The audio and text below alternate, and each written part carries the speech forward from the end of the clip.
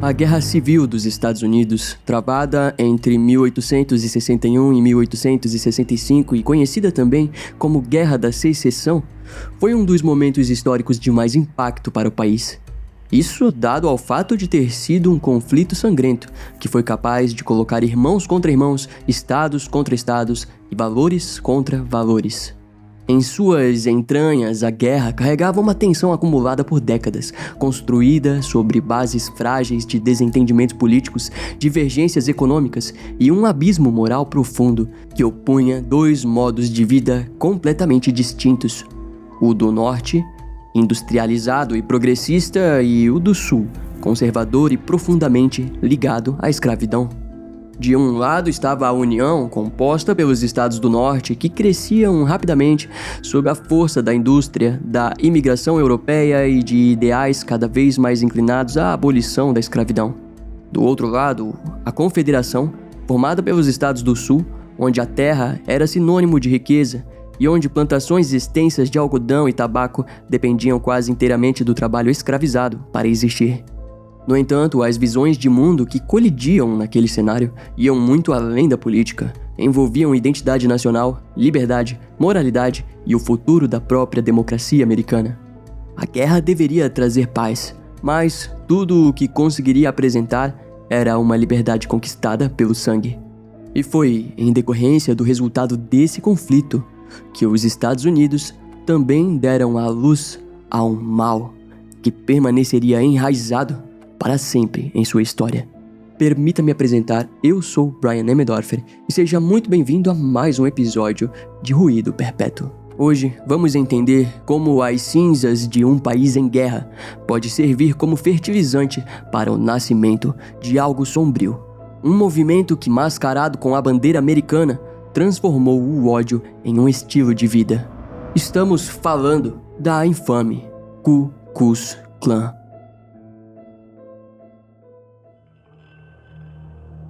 Durante a Guerra Civil dos Estados Unidos, cada lado possuía motivações distintas.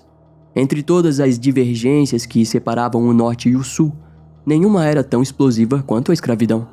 No Sul, essa prática não era apenas um pilar econômico, mas a base de toda a estrutura social. A economia sulista girava em torno da agricultura extensiva, com foco no cultivo de algodão, tabaco, cana-de-açúcar e arroz. Para manter as plantações, os grandes fazendeiros dependiam de uma força de trabalho ampla, produtiva e, sobretudo, barata. Foi assim que os proprietários do Sul transformaram os escravizados em propriedade e lucraram intensamente com o esforço físico dessas pessoas. Além da economia, muitos senhores de terra viam a escravidão como um direito natural, um elemento central de sua cultura e estilo de vida. Havia uma tentativa contínua de justificar a prática com argumentos religiosos, morais e pseudocientíficos. A Igreja Católica, por exemplo, afirmava que Cristo jamais condenou a escravidão e que essa condição permitia aos negros o acesso à fé cristã. Senhorios sustentavam que a hierarquia racial, com os brancos no topo, fazia parte de um plano divino. Do outro lado da moeda, na ciência, antropólogos como Josiah Clark Knott e Samuel George Morton tentaram comprovar a inferioridade dos negros por meio de medições cranianas e métodos duvidosos.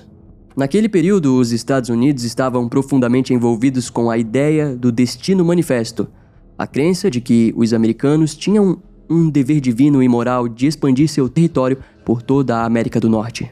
O termo foi utilizado pela primeira vez pelo colunista John L. O'Sullivan em um artigo sobre a anexação do Texas. Sob esse contexto, combinado a fatores religiosos, morais e pseudocientíficos, as famílias brancas sulistas acreditavam ser guardiãs de uma ordem social secreta, onde a posição de cada pessoa era definida por nascimento ou cor de pele. Já nos estados do norte, a realidade era oposta. A industrialização avançava rapidamente, as cidades cresciam e imigrantes europeus aumentavam a população. O trabalho assalariado e o comércio substituíam a dependência da agricultura. As ideias abolicionistas ganhavam força nas igrejas, jornais, parlamentos e centros urbanos. A maioria dos nortistas viam a escravidão como uma mancha moral que contradizia as ideias de liberdade que os Estados Unidos diziam defender. A oposição entre os modelos econômicos e valores sociais do Norte e do Sul alimentava tensões constantes. Embora a escravidão tivesse existido em partes do Norte, ao se aproximar da guerra ela já havia sido abolida ou se tornado irrelevante economicamente na região. Para os nortistas, a escravidão representava um passado vergonhoso e incompatível com os ideais de progresso e liberdade. Líderes e pensadores do Norte viam o sistema escravocrata como um modelo arcaico, em conflito direto com os princípios da indústria e do livre mercado. Para o Norte, a nova ordem econômica se baseava em trabalhadores livres, motivados por salários, oportunidades e ganhos individuais. Além disso, a região começava a abrigar movimentos sociais e religiosos que defendiam a dignidade humana, os direitos civis e a liberdade individual. Esses ideais ganhavam força em jornais, sermões, panfletos e principalmente nas falas intensas dos abolicionistas que denunciavam a escravidão. Para esses ativistas, a escravidão não era apenas uma prática injusta, mas uma violação grotesca dos princípios fundadores da República Americana. Afinal, como sustentar uma Constituição que pregava liberdade e igualdade enquanto milhões de pessoas eram tratadas como propriedade? Essa contradição gerava indignação e alimentava um senso crescente de urgência por mudança. À medida em que o Norte se firmava contra a escravidão, o abismo ideológico entre as regiões se ampliava. Logo, surgiu um novo questionamento: quem teria o poder de decidir o destino de toda a nação? Para o Sul, a resposta era evidente. Os líderes sulistas acreditavam que os estados eram soberanos, que haviam aderido voluntariamente à União e, por isso, poderiam se retirar quando quisessem. Na verdade, os representantes do Sul temiam que um governo federal fortalecido limitasse a autonomia para legislar sobre temas sensíveis como a escravidão, a educação, a economia e o modo de vida da região. Na visão dos sulistas, permitir que a União decidisse questões como a abolição seria trair os ideais da Revolução Americana. O Norte, em contrapartida, defendia um governo mais coeso, com poder suficiente para garantir direitos fundamentais, manter a ordem e impedir que estados contrariassem princípios de justiça e igualdade. A unidade nacional era vista como essencial para o crescimento e a estabilidade do país, especialmente diante dos desafios econômicos, sociais e territoriais da época. Por isso, os nortistas desejavam um governo central forte, temendo que, sem ele, os Estados Unidos se fragmentassem em repúblicas independentes, com leis, moedas, exércitos e conflitos próprios. Mas a tensão entre Norte e Sul atingiu o ápice em 1960, com a eleição de Abraham Lincoln. Naquele momento, Lincoln já era considerado um inimigo declarado da escravidão. Sua vitória nas urnas foi interrompida pelo Sul como uma ameaça direta. Em resposta, os estados sulistas começaram a se separar da União. Acreditavam que, ao formar uma nova nação, a Confederação dos Estados Unidos da América, poderiam preservar a escravidão e manter sua estrutura econômica e social. A Confederação era composta por 11 estados: Carolina do Sul, Mississippi, Flórida, Alabama, Geórgia, Louisiana, Texas, Virgínia, Arkansas, Carolina do Norte e Tennessee. No entanto, tanto o Norte quanto Abraham Lincoln consideravam essa separação ilegal, o que elevou a tensão a níveis inéditos. Então, em abril de 1861, tropas confederadas, que são os sulistas, abriram fogo contra o Fort Sumter, um posto militar da União no porto de Charleston, na Carolina do Sul. O ataque ao Fort Sumter marcou o início formal do conflito. Dos campos rurais às cidades movimentadas, os Estados Unidos mergulharam em um dos períodos mais sangrentos da própria história. E apesar da vantagem do Norte em soldados, capacidade industrial, ferrovias e estrutura financeira, esses recursos não garantiram vitórias imediatas. As tropas da União enfrentaram resistência feroz dos Confederados do Sul, liderados por generais experientes como Robert Lee e Thomas Stonewall Jackson. Durante um longo período, a guerra parecia indefinida. Mas esse cenário mudou com a ascensão de comandantes implacáveis da União, como Ulysses Grant e William Tecumseh Sherman, que adotaram táticas de guerra total, e levaram a destruição até o coração do Sul. Com o passar dos anos e o acúmulo de batalhas, o conflito deixou de ser apenas uma disputa territorial e passou a representar uma cruzada moral. Em 1862, em meio ao caos, Abraham Lincoln anunciou a Proclamação de Emancipação. Ou seja, a partir do dia 1º de janeiro de 1863, todas as pessoas escravizadas nos estados rebeldes seriam, segundo o decreto, oficialmente livres. Na prática, a medida não teve efeito imediato no Sul, que não reconhecia a autoridade da União. Ainda assim, fortaleceu o discurso moral do Norte, sobretudo porque haviam muitos soldados negros lutando do lado da União. A decisão de Lincoln também atraiu apoio internacional, especialmente do Reino Unido e França. Por outro lado, a medida intensificou a violência dos confederados, resultando em episódios como o massacre de Fort Pillow, em 12 de abril de 1864. Nesse episódio, após uma batalha curta, tropas confederadas sob comando do general Nathan Bedford Forrest tomaram o forte e massacraram soldados que já haviam se rendido. Segundo relatos, pelo menos 600 combatentes da União foram mortos, com números desproporcionais de vítimas entre os soldados negros. A violência persistiu por mais de um ano, até o fim da guerra em 1865. O Norte saiu vitorioso, mas o país não teve muito o que celebrar. Cerca de 800 mil americanos haviam morrido, e 5 dias após a vitória, Abraham Lincoln foi assassinado. O funeral de Lincoln causou comoção nacional. O vice-presidente Andrew Johnson assumiu a presidência e deu continuidade ao plano de reconstrução deixado por Lincoln. Em dezembro daquele mesmo ano, foi sancionada a 13ª emenda à Constituição, que aboliu oficialmente a escravidão em todo o território dos Estados Unidos. Cerca de 4 milhões de pessoas deixaram, tecnicamente, de ser propriedade. No Sul, o impacto foi devastador. Vários estados entraram em colapso. Cidades como Atlanta e Columbia estavam em ruínas. Soldados confederados retornaram para casa mutilados, doentes e desiludidos. As famílias estavam dispersas, a terra improdutiva e a antiga ordem social destruída. Mas enquanto isso, os ex-escravizados passaram a caminhar pelas mesmas ruas onde antes andavam de cabeça baixa. Puderam se casar legalmente, registrar os filhos, abrir pequenas igrejas em casas de madeira e fundar escolas comunitárias. Algumas pessoas recém-libertas aprenderam a ler e escrever.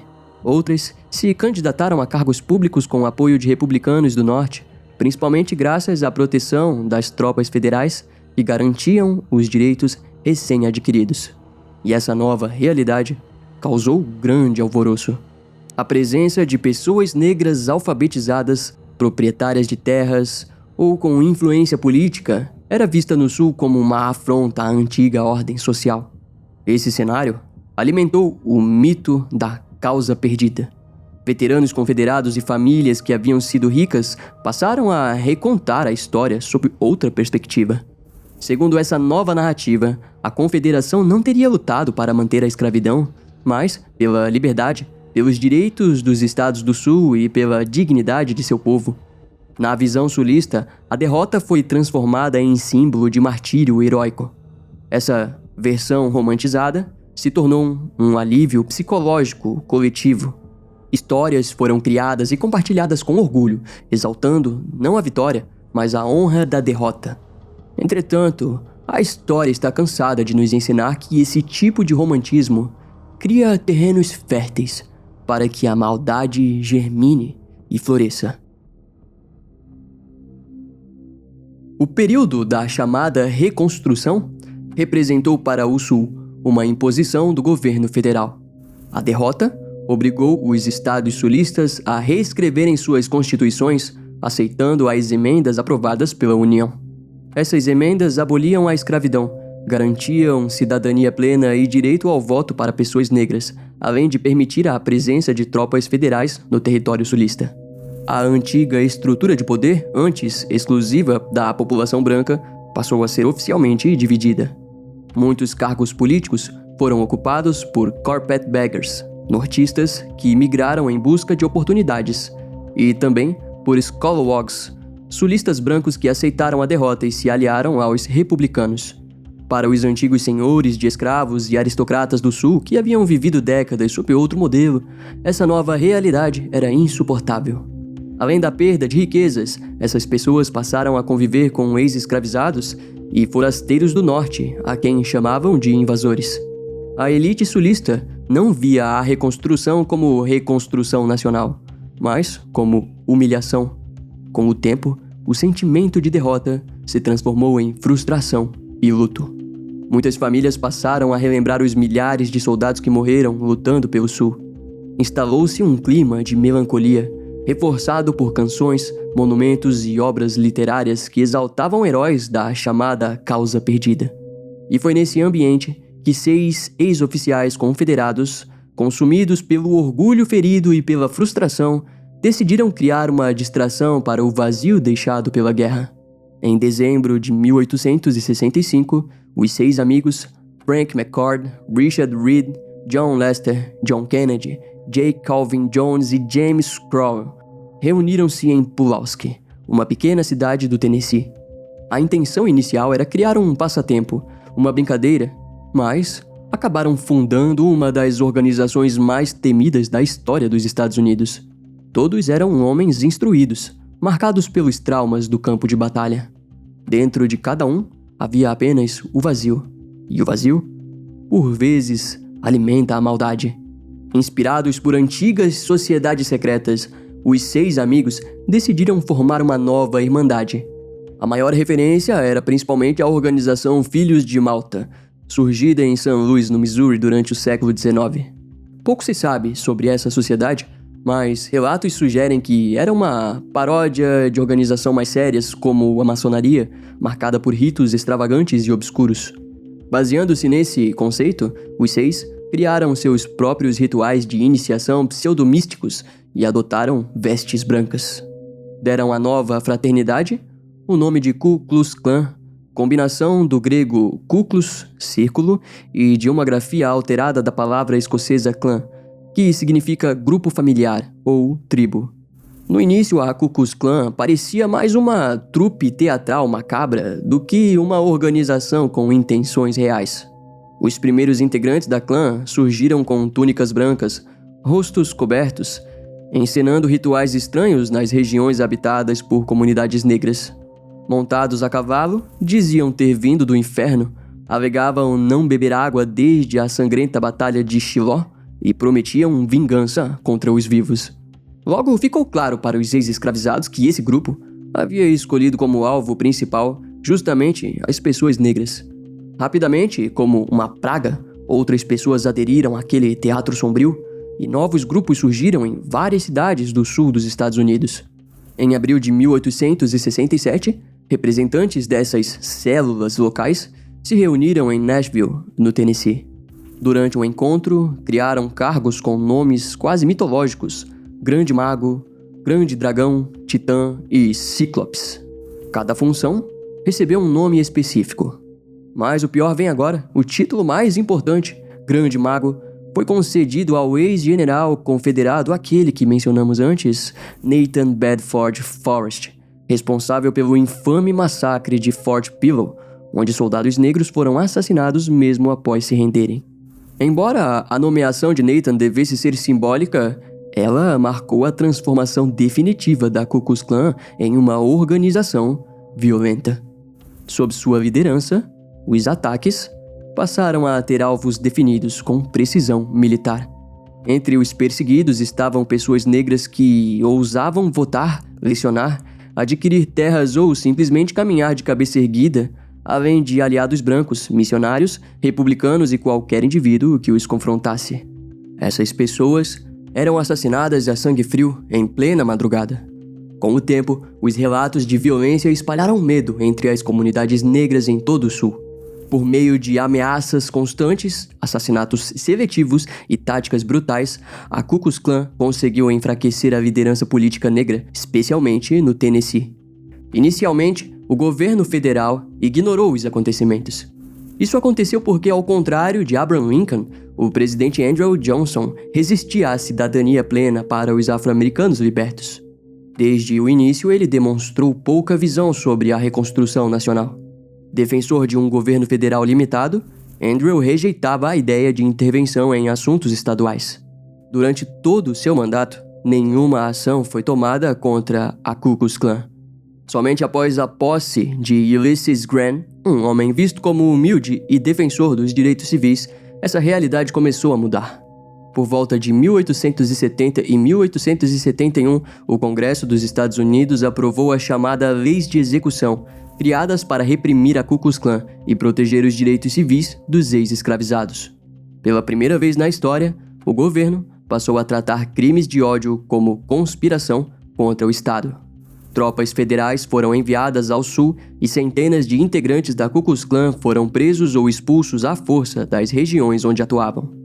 Com pouco tempo de ação militar, a Ku Klux Klan parecia desmantelada e muitos acreditaram que o terror havia sido contido. No entanto, naquela altura, muitas pessoas apoiavam os atos da organização, o que facilitou o surgimento de novos grupos paramilitares, mais disciplinados e organizados. Entre os primeiros estavam a Liga Branca e logo depois os temidos Camisas Vermelhas. Ambos passaram a atuar como milícias armadas ligadas ao Partido Democrata. Os objetivos eram claros: suprimir votos republicanos, intimidar pessoas negras e aliados políticos e retomar o controle branco sobre as instituições estaduais. Diferente da Ku Klux Klan, que agia nas sombras, esses grupos desfilavam em plena luz do dia, com bandeiras, armamento e uniformes. Essas ações deixaram evidente para as comunidades negras que a luta por liberdade não havia terminado com a Guerra Civil. O campo de batalha agora eram as ruas e os discursos carregados de ódio e violência. E acredite, o pior ainda estava por vir. Com o fim da primeira Ku Klux Klan, o governo federal logo percebeu que enfrentaria novos problemas com o surgimento das milícias. Ainda assim, autoridades mantiveram o compromisso com as promessas da reconstrução e a defesa dos direitos civis no Sul. Em várias ocasiões, tropas federais foram enviadas a estados sulistas para garantir eleições minimamente justas e permitir que cidadãos negros recém-libertos e republicanos locais exercessem seus direitos sem violência. Essas intervenções, no entanto, eram pontuais e pouco eficazes. A gestão de Andrew Johnson havia fracassado e antigos líderes políticos do Sul já haviam conseguido enfraquecer boa parte dos esforços federais, alimentando ainda mais a repressão contra a população negra. Embora líderes da Liga Branca e dos Camisas Vermelhas tenham sido presos em algumas regiões, as mudanças políticas ocorriam rápido demais. O Norte começava a se cansar da causa sulista e a luta contra o racismo se mostrava difícil de vencer. Foi nesse cenário que a eleição presidencial de 1876 mudaria para sempre o destino dos Estados Unidos. De um lado, Rutherford Hayes, republicano, herdeiro do projeto unionista e da reconstrução. De outro, Samuel Tilden, democrata, representava as esperanças de um Sul ressentido e disposto a retomar o controle perdido. A disputa eleitoral gerou impasses, denúncias de fraudes e tensão nacional. A jovem democracia americana estava à beira de um colapso institucional. E para evitar uma nova guerra civil, foi firmado o Compromisso de 1877. No acordo, os democratas aceitaram a vitória de Hayes em troca da retirada imediata das tropas federais do Sul, uma concessão silenciosa. Com este gesto pragmático, o governo federal abandonava sua função de protetor dos direitos da população negra. E assim, chegava ao fim a Era da Reconstrução, e com ela, o fim da esperança. Sem a presença do Exército Federal, as forças supremacistas finalmente conquistaram o que desejavam. Mesmo com a dissolução das milícias armadas, o medo passou a ser controlado por novas regras de segregação racial. Nascia uma nova era no Sul, marcada por uma separação rígida entre negros e brancos em escolas, transportes, restaurantes, igrejas e demais instituições públicas. A violência tornava-se silenciosa e opressiva, preparando o terreno para algo que influenciaria até nos dias de hoje, a romantização da verdade. Nos últimos anos do século XIX e início do século XX, a Ku Klux Klan parecia ter desaparecido.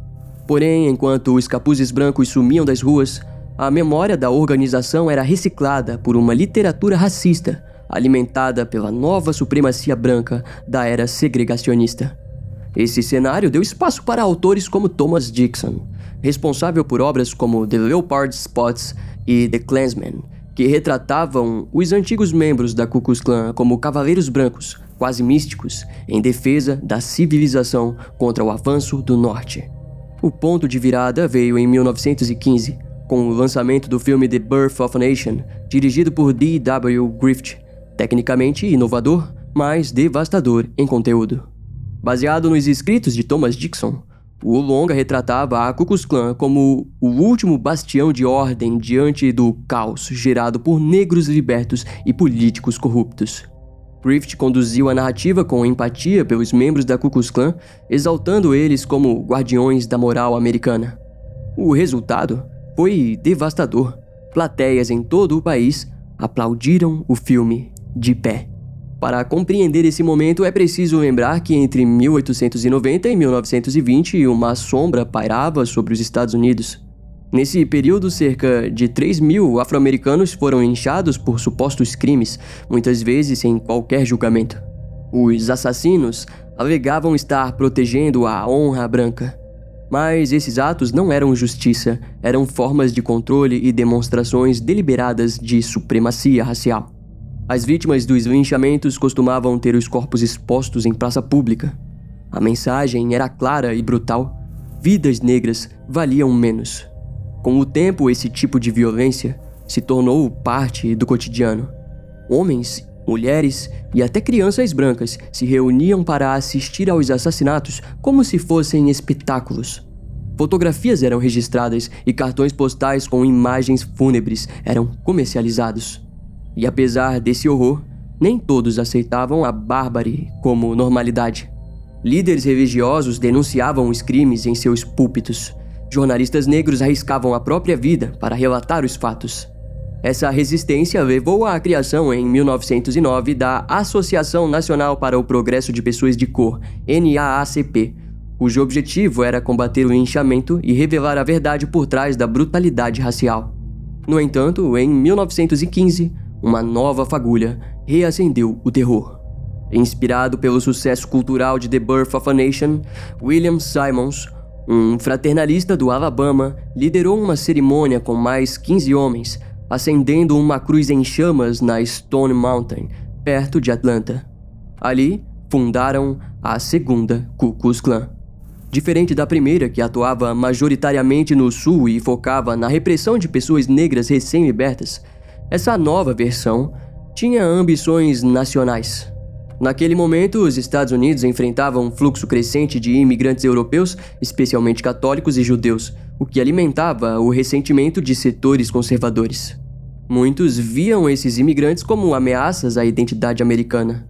E a nova Ku Klux Klan surgiu como defensora de um suposto americanismo puro, posicionando-se contra a influência estrangeira. Com a Lei Seca de 1920, a nova Ku Klux Klan aproveitou o contexto para formar patrulhas em cidades pequenas e vilarejos, denunciando bares clandestinos, perseguindo imigrantes ligados a festas e bebidas, atacando dançarinas, artistas e qualquer pessoa cujo comportamento fosse considerado imoral. Católicos, judeus, imigrantes do sul e leste europeu, sindicalistas, comunistas, feministas, boêmios e jovens urbanos se tornaram alvos da cruzada moralista e nacionalista da Ku Klux Klan. William Simmons queria mais que influência, queria dinheiro e prestígio. Para isso, estruturou a organização com títulos, rituais e uma hierarquia interna. Muitos brancos do sul passaram a enxergar a participação na Ku Klux Klan como um caminho para obter prestígio social, formar redes de apoio e conquistar oportunidades econômicas. A popularidade do grupo aumentou ainda mais quando grandes desfiles tomaram as ruas em Washington. Em estados como Indiana, Colorado e Oregon, a influência foi além. Prefeitos, juízes, delegados e até governadores mantinham vínculos com a Ku Klux Klan. Em algumas regiões, a própria organização funcionava como governo. E foi nesse cenário que os ataques começaram a ser registrados. Após reuniões com cruzes em chamas, Membros do grupo invadiam casas de imigrantes e fábricas. Pessoas eram espancadas até ficarem à beira da morte. Casos de desaparecimentos de negros se multiplicaram. Igrejas católicas foram depredadas e escolas frequentadas exclusivamente por crianças negras foram incendiadas. Curiosamente, muitos desses crimes tinham como mandantes figuras públicas com cargos elevados. A violência não vinha apenas de radicais isolados. Os agressores eram indivíduos que aparentavam respeitabilidade, mas em nome da própria moralidade, praticavam espancamentos e assassinatos.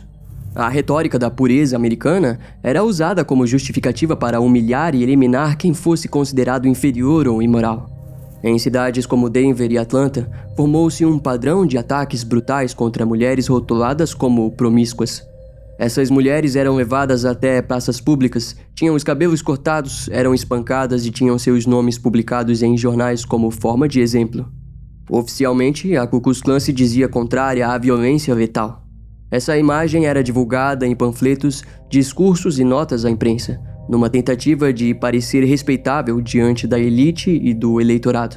Mas tudo isso era fachada. Por trás da retórica civilizada, havia uma estrutura baseada em espancamentos, ameaças e assassinatos. E nesse clima de expansão e violência, em 1922, a Ku Klux Klan passaria por uma reviravolta interna, liderada por Hiram Wesley Evans. Dentista, nascido no Alabama e criado no Texas, Hiram era um homem de classe média, ambicioso e com uma oratória inflamada. Com o apoio de empresários, políticos oportunistas e líderes insatisfeitos com a direção anterior, Hiram articulou um golpe contra o fundador da segunda Ku Klux Klan, William Simmons. Em 1923, William foi removido à força do comando e Hiram assumiu a liderança. Nem todos aceitaram a mudança. A Ku Klux Klan se dividiu.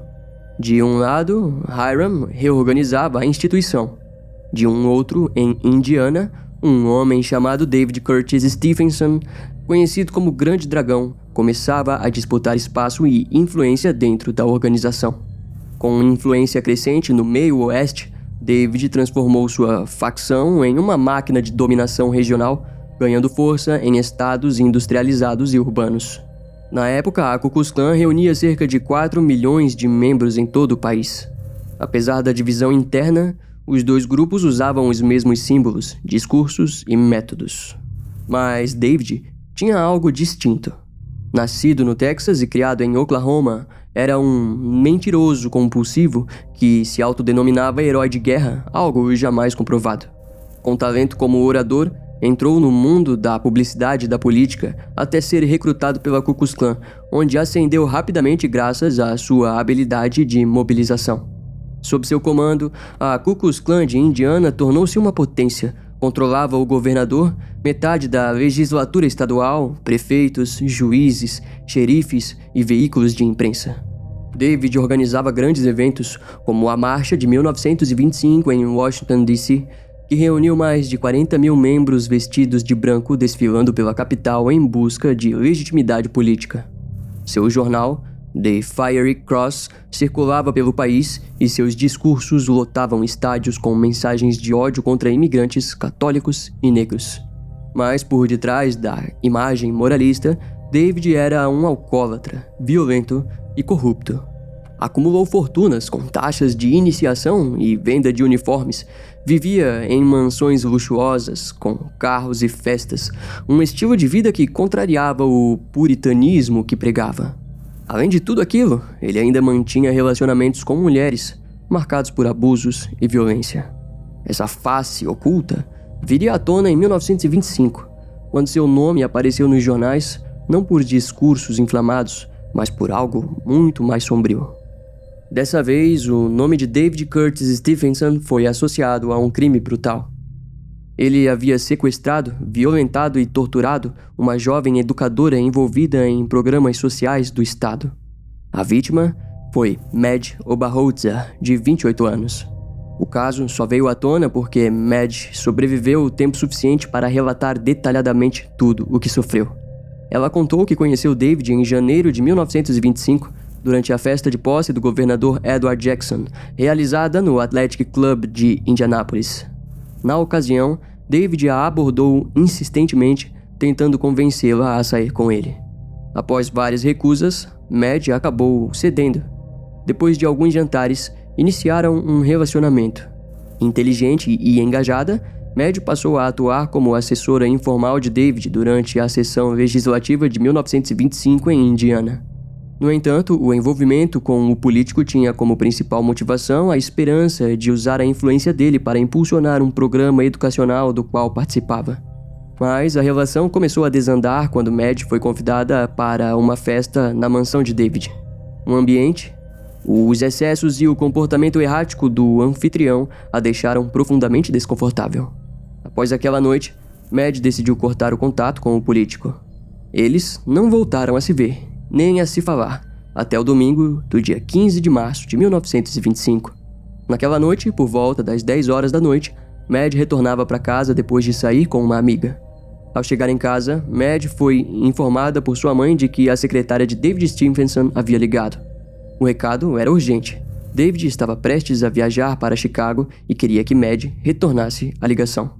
Ao telefone, David prometeu apoiar o programa educacional de Mad caso ela aceitasse sair com ele mais uma vez. Mad cedeu e o guarda-costas Earl Gentry foi buscá-la. Na mansão, encontrou mais um segurança no local. Logo em seguida, os três começaram a forçá-la a beber grandes quantidades de uísque até que Mad começasse a passar mal. Em seguida, foi levada ao andar superior. Lá, David retirou um revólver da cômoda e apontou, mantendo ela sob ameaça. Depois foi levada até a garagem e colocada dentro de um carro. Antes de partirem, David ordenou que um guarda-costas ficasse para avisar um associado sobre a suposta viagem de negócios a Chicago. Mas o verdadeiro destino era o vagão de trem particular de David. Ao chegarem na estação, David e Earl obrigaram Mad a embarcar. E assim que as portas se fecharam, o terror começou.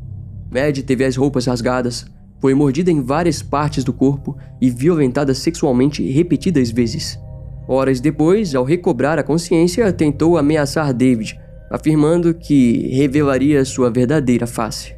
E ele respondeu com frieza: "Eu sou a lei em Indiana." E de fato, como líder da Ku Klux Klan no estado, David tinha poder político para manipular instituições e proteger a si mesmo. Convencido de sua impunidade, manteve Mad sob controle. David acreditava que ninguém daria crédito ao relato da vítima. Então, na manhã seguinte, o trio seguiu viagem até Hammond, hospedando-se no Hotel Indiana. E durante a noite, enquanto David dormia, Mad encontrou o revólver do agressor. Ela pensou em tirar a própria vida, mas mudou de ideia. Na manhã seguinte, convenceu David a deixá-la sair com o motorista para comprar um chapéu preto de seda. Durante o trajeto, pediu uma parada em uma farmácia. Lá, comprou uma caixa de comprimidos de cloreto de mercúrio. De volta ao hotel, tentou ingerir os comprimidos, mas estava tão debilitada pelos ferimentos que conseguiu engolir apenas 3. Mesmo assim, passou o dia vomitando sangue. David se recusou a levá-la ao hospital. Mas, ao perceber a gravidade do quadro, entrou em pânico e ordenou o retorno imediato a Indianápolis. Mad foi deixada em casa e a família foi informada por um guarda-costas de que ela havia sofrido um acidente de carro. Quando um médico foi chamado, Mad, mesmo com pouca lucidez, contou sobre a violência que havia sofrido. As autoridades foram acionadas. Então, no dia 28 de março, Mad redigiu e assinou uma declaração detalhada, revelando os crimes cometidos por David Stephenson. A mulher morreu pouco tempo depois, no dia 14 de abril de 1925. A causa oficial da morte de Mad foi uma infecção provocada pelas mordidas de David, agravada por insuficiência renal decorrente do envenenamento por mercúrio. A última declaração da educadora não apenas selou o destino do agressor, mas arrastou a Ku Klux Klan para o centro de um escândalo nacional. Vale lembrar, se Mad fosse uma mulher negra, o desfecho provavelmente teria sido outro. David acabou sendo preso, e após a prisão, acreditava que o governador Edward Jackson, eleito com sua ajuda, o protegeria, mas foi abandonado. David Stephenson foi julgado e condenado por homicídio em 2º grau, em um processo amplamente coberto pela imprensa. O impacto foi imediato. Dezenas de milhares de membros deixaram a Ku Klux Klan. Políticos antes aliados correram para se desvincular. A credibilidade do grupo entrou em colapso. A situação piorou quando David, frustrado com o abandono por parte dos aliados, entregou um dossiê explosivo. Promotores de justiça de Indiana receberam provas envolvendo chantagens, subornos e esquemas de corrupção com participação de membros da Ku Klux Klan e autoridades de alto escalão. Mais de 100 políticos do estado foram indiciados. E enquanto isso, a segunda Ku Klux Klan, que chegou a ter entre 4 e 6 milhões de membros e influências sobre governos inteiros, entrou em queda livre. Nos primeiros anos, mais de 178 mil integrantes abandonaram a organização. Em 1930, o número caiu cerca de 30 mil em todo o país. 10 anos depois, a Ku Klux Klan praticamente desapareceu. Mas mesmo quase extinta, os resquícios da organização continuariam a alimentar a sociedade americana com discursos de ódio e segregação. Em meados de 1927, pouco após a queda da Ku Klux Klan, regiões centrais do Alabama voltaram a ser assombradas por grupos que se autodenominavam vigilantes. Esses indivíduos, alegando pertencer à Ku Klux Klan, buscavam reacender a campanha de justiça brutal do passado. Dessa vez, porém, os alvos não seriam apenas pessoas negras. Agora, qualquer um poderia ser considerado uma ameaça e se tornar vítima. Mas, a esse ponto, a América já era outra. A população não aceitaria o retorno da Ku Klux Klan com a mesma conivência de antes. Diante do medo, surgiu resistência, liderada principalmente pela imprensa. O nome mais marcante foi Grover C. Hall Sr., diretor-chefe do Montgomery Advertiser. Desde 1926, Grover usava sua escrita como arma contra a intolerância, publicando editoriais que expunham a Ku Klux Klan, denunciavam seus crimes e demonstravam o ideal distorcido promovido pelo grupo. A atuação foi tão impactante que, anos depois, o próprio jornal afirmaria ter travado uma guerra contra a nova onda de ódio. Outros veículos seguiram o exemplo, descrevendo a Ku Klux Klan como violenta, retrógrada e profundamente anti-americana. Essa mobilização pressionou autoridades, antes omissas, a reprimirem atividades clandestinas associadas à organização. Em 1928, Grover recebeu o Prêmio Pulitzer de Redenção Editorial, reconhecido por enfrentar o gangsterismo, os açoites e a intolerância racial e religiosa que assolavam o Sul. No mesmo ano, a Ku Klux Klan tentou recuperar prestígio com uma grande marcha na Avenida Pensilvânia, em Washington, D.C., exibindo trajes brancos e cruzes em chamas.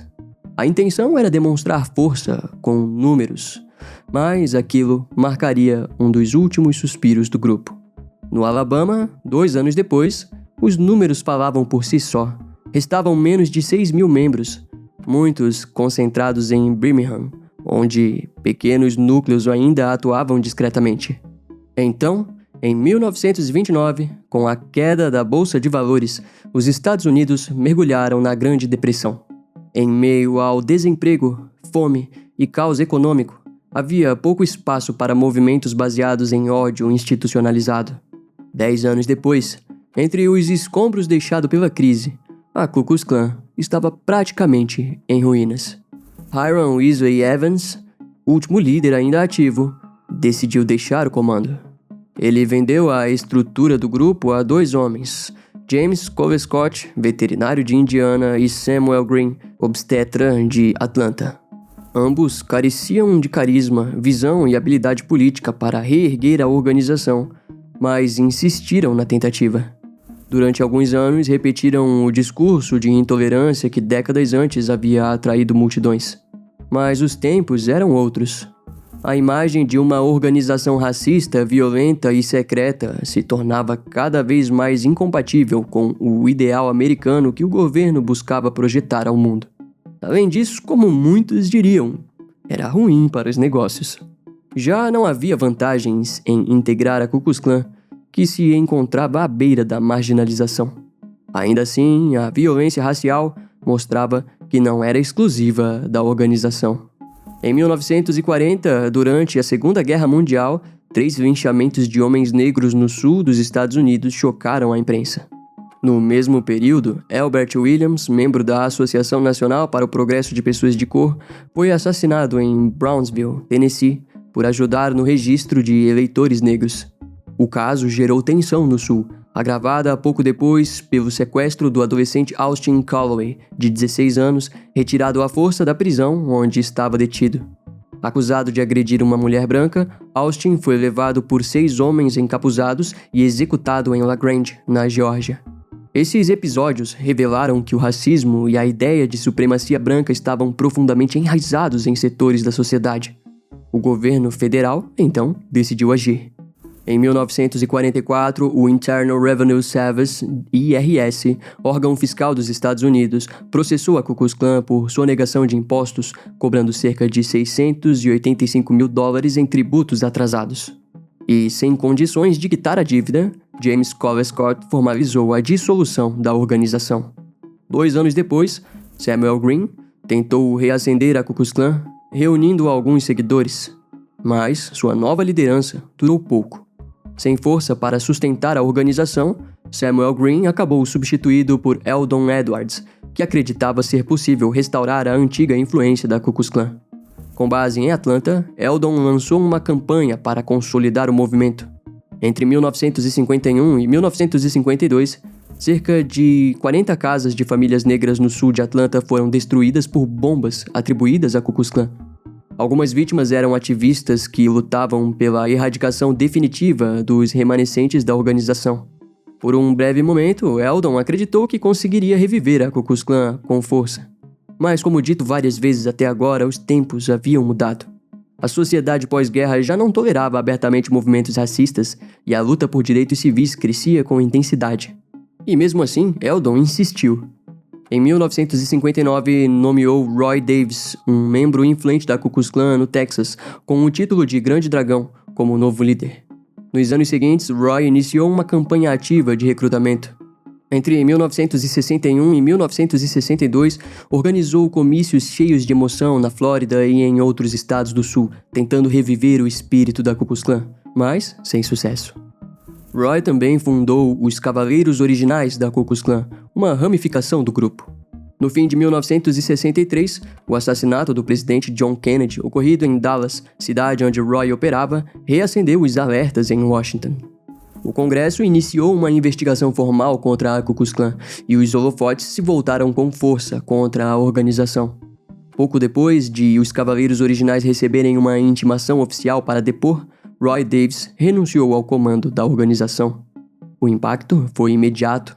Sob intensa exposição, pressão federal e convocação de membros para depoimentos públicos, a estrutura da Ku Klux Klan começou a desmoronar rapidamente. Na tentativa de sobrevivência, surgiu uma nova facção, os Cavaleiros Brancos da Ku Klux Klan, formados a partir das ruínas dos Cavaleiros Originais. Naquela altura, o FBI já investigava a organização com profundidade. Um relatório da agência apontava que a Ku Klux Klan estava fragmentada em 14 grupos distintos, somando cerca de 9 mil membros ativos. No fim de 1965, a maioria desses grupos se uniu sob uma nova bandeira, a Ku Klux Klan Unida da América, liderada por um homem chamado Robert Shelton. E Shelton fez um trabalho assustadoramente eficiente. Até o final da década de 60, ele reuniria cerca de 30 mil membros ativos e outros 250 mil simpatizantes. A resposta do governo viria com leis federais que proibiam a segregação legal, protegiam o direito ao voto e exigiam a integração racial nas escolas.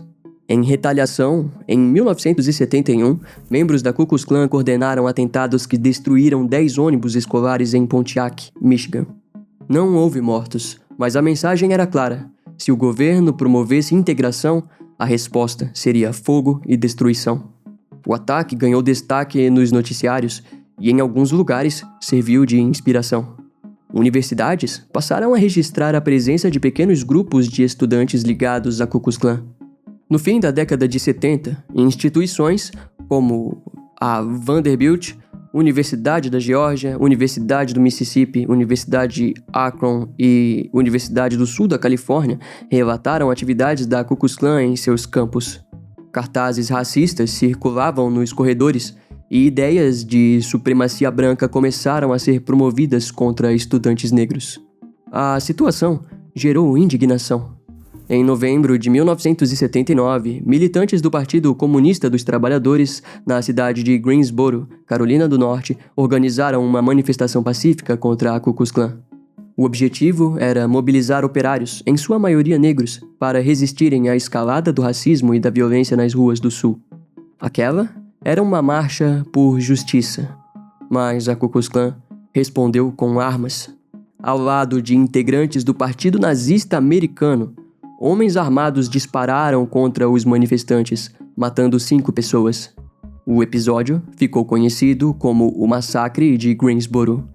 O massacre revelou que, mesmo após anos de luta por igualdade e vitórias legais, o racismo armado ainda marchava impunemente diante das câmeras e da sociedade. Pior, escancarava uma aliança entre a Ku Klux Klan e grupos neonazistas, ambos representantes do extremismo branco. A grande virada surgiu quando o jornalista Jerry Thompson se infiltrou na organização, disfarçado de simpatizante, ainda em 1979. As investigações de Jerry revelaram que os esforços do FBI haviam sido eficazes em semear divisão dentro da Ku Klux Klan. Segundo as investigações de Jerry Thompson, membros da Ku Klux Klan acreditavam que o FBI já havia se infiltrado na organização há muito tempo. Como resultado, diversos grupos e o Partido Nazista Americano começaram a se acusar mutuamente de colaborar com as autoridades. A suspeita se confirmou quando o Império Invisível, liderado por William Wilkinson, foi exposto como informante do FBI. Ao mesmo tempo, ações civis começaram a ser movidas contra a Ku Klux Klan, buscando indenizações milionárias por atos de violência. Jerry Thompson também anunciou um livro revelando os bastidores da organização, mas a própria Ku Klux Klan se encarregaria de se expor publicamente. Em 1980, após um comício de iniciação no Tennessee, 3 membros armados com espingardas atiraram contra 5 mulheres negras idosas que aguardavam um táxi. Felizmente, todas sobreviveram, mas o ataque gerou uma comoção. 2 dos atiradores foram absolvidos por um júri composto apenas por brancos. O terceiro, Marshall Trash, foi condenado por acusações menores e cumpriu apenas 3 meses de prisão. No ano seguinte, em 1981, a Ku Klux Klan voltou a chocar o país com o linchamento de Michael Donald, um jovem negro de 19 anos, em Mobile, Alabama. Michael foi sequestrado, espancado e enforcado. Seu corpo foi deixado pendurado em uma árvore em plena área residencial. A investigação do FBI levou à condenação de 2 membros, James Knowles, sentenciado à prisão perpétua, e Henry Francis Hayes, condenado à morte e executado em 1997. Esse foi o primeiro caso no Alabama desde 1913 em que um homem branco foi executado por matar uma pessoa negra. A mãe de Michael, Beulah May Donald, decidiu ir além da justiça criminal. Ela entrou com uma ação civil contra a Ku Klux Klan Unidos da América. Em 1987, um júri concedeu a Beulah uma indenização de $7 milhões, levando à falência da organização. O caso se tornou um marco no combate a grupos de ódio e reduziu drasticamente o número de membros ativos da Ku Klux Klan. Nas décadas seguintes, a organização passou a ser vista como um grupo marginalizado, frequentemente associado a movimentos neonazistas. Esse cenário só começou a mudar nos anos de 1990, com a chegada da internet. A Ku Klux Klan passou a usar fóruns, blogs e redes sociais para espalhar suas ideias. Até o fim dos anos de 1990 e início dos anos 2000, seus membros já atuavam anonimamente no ambiente digital. Esse processo deu origem a novos movimentos de extrema-direita e supremacia branca, marcados por discursos de ódio racial, antissemita, xenofóbico e anti-imigrante. Esses discursos eram expressos por meio de cartazes, frases ameaçadoras, símbolos e menções diretas à supremacia branca. Mesmo assim, de 1990 a 2025, a Ku Klux Klan não retomou nem força institucional, nem a violência sistemática de décadas anteriores, como nos anos de 1920 ou 1960. A Ku Klux Klan persiste apenas como um símbolo repulsivo da história americana. A última grande aparição pública aconteceu em 2016, após a eleição de Donald Trump cuja retórica política alinhada à extrema-direita deu espaço para simpatizantes da Ku Klux Klan e de grupos similares ganharem visibilidade em diversas regiões dos Estados Unidos. O cenário se agravou em 2017, quando supremacistas brancos voltaram às ruas marchando com tochas, entoando slogans racistas e antissemitas, claramente influenciados pela simbologia da Ku Klux Klan, algo que poucos esperavam ver nos dias atuais acontecendo novamente. Nos anos seguintes, episódios semelhantes continuaram ocorrendo esporadicamente. Atualmente, o FBI e organizações civis seguem monitorando a atividade desses grupos, intervindo sempre que necessário para contê-los. As túnicas e tochas podem parecer relíquias de um passado extinto, mas o pensamento que as sustentava ainda sobrevive, disfarçado na era digital. O país, antes dividido por territórios e ideologias visíveis, agora enfrenta divisões invisíveis. A verdadeira batalha continua sendo a desconstrução das estruturas de ódio que permitiram o florescimento da Ku Klux Klan, estruturas que, mesmo enfraquecidas, ainda respiram, emergindo ocasionalmente e sem aviso.